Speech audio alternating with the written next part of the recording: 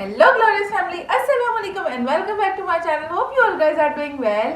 आज की वीडियो में हम लोग चिल्टन प्योर के वैक्स पर रिव्यू लेकर आए आप लोगों के सामने। ये वीडियो कोई प्रमोशनल वीडियो नहीं है, कोई पेड वीडियो नहीं है। मैंने सोचा था कि मैं ऑर्डर करूं। मैं वैक्स बीन वैक्स यूज़ करती थी, उसका भी रिव्यू आप लोगों के सामने बहुत जल्द लेकर आऊंगी। लेकिन बहुत सारे लोगों के पास वैक्स हीटर नहीं होता, उन लोगों को थोड़ा सा मसला होता है कि उस बीन वैक्स को गर्म कैसे करें। तो जो आज की वैक्स है वो विदाउट वैक्स हीटर के भी आप कर सकते हो, ठीक है।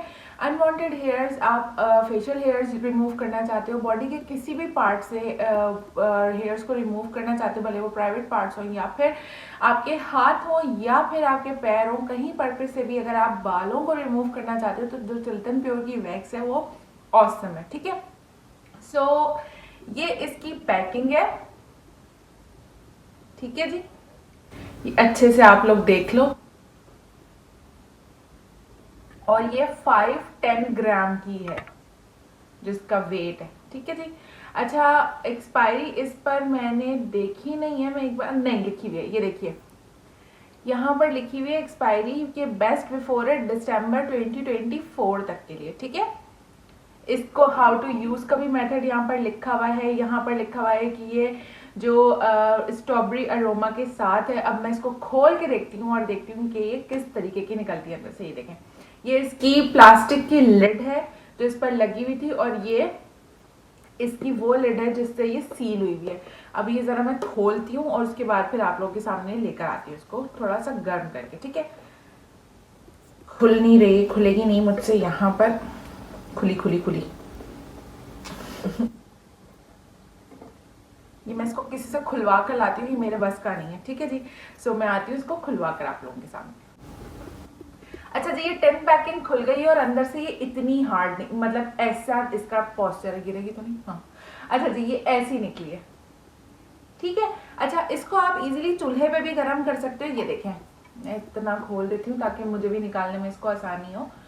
इस तरीके की ये वैक्स निकली अंदर से, ये काफी हार्ड है, ये देखो, ठीक है। और ये इतनी हार्ड है कि इसको आप थोड़ी सी देर चूल्हे पे रखोगे ना तो ये गर्म हो जाएगी।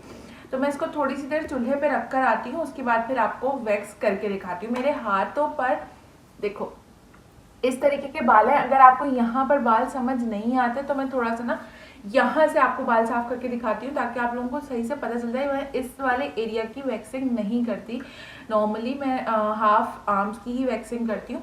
लेकिन यहाँ पर थोड़े से बाल बिल्कुल प्रॉपर है, परमानेंट है, तो आप लोगों को समझ आ जाएगा।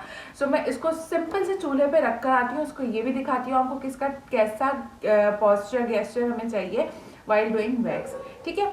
सो नॉर्मली इसको मैं चूल्हे पे गर्म करके आप लोगों के सामने वापस आती हूँ। अच्छा जी, ये वैक्स को मैंने चूल्हे पे रखकर सिंपल गर्म किया और इस वक्त इसकी ये पोजीशन हो चुकी है। आपको मैंने पहले टेक्सचर इसका दिखाया था और इस वक्त काफ़ी गर्म है।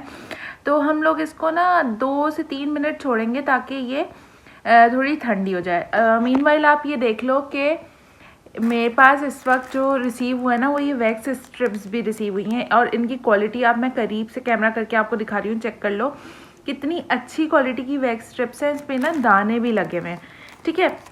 तो जो दानेदार वैक्स स्ट्रिप्स होती है, और ये इतनी सारी हैं, देखो मतलब पूरी गड्डी की गड्डी है। आप इस पर आराम से, अगर बहुत हेयरी भी कोई हो ना तो वो भी 3 से 4 बार तो वैक्स इजीली कर सकता है। 3 से 4 बार नहीं तो 2 से 3 बार तो इजीली वैक्स कर सकता है। ये देखो, ये वैक्स की क्वांटिटी, ये स्ट्रिप्स की क्वांटिटी मेरे ख्याल से ये 100 to 150 तक तो होंगी, ठीक है। सो मैं वैक्स को थोड़ा सा ठंडा हो जाने देती हूँ बिकॉज अभी ये बहुत ज़्यादा गर्म है, जला सकती है। और जब भी कभी आप वैक्सिंग करो, मेक श्योर कर लो कि जो स्पैचुला यूज़ करो ना वो वुडन का करो। कभी भी स्टील का स्पैचुला यूज़ नहीं करो क्योंकि स्टील का स्पैचुला ऑलरेडी काफ़ी जल्दी गर्म हो जाता है as compared to the wooden one, और फिर वो आपको जला सकता है। अच्छा, मैं अभी आपको अपने हाथ पे ग्रोथ दिखा रही हूँ। ये देखो, कैमरा ज़्यादा करीब कर लिया, ये देखो, ये देखो ग्रोथ आपको इजीली मेरे हाथ पर दिख रही है। मैं इसी ग्रोथ पर आपको वैक्सिंग करके दिखाऊंगी इजीली। और ये जो इस वक्त ग्रोथ है वो बिल्कुल विजिबल है आपको। मैं इसी तरीके से आप अभी ये वाली वैक्स यूज़ करके दिखाती हूँ। अभी ये थोड़ी सी ठंडी हो जाए उसके बाद फिर हम वैक्सिंग स्टार्ट करते हैं, ठीक है जी।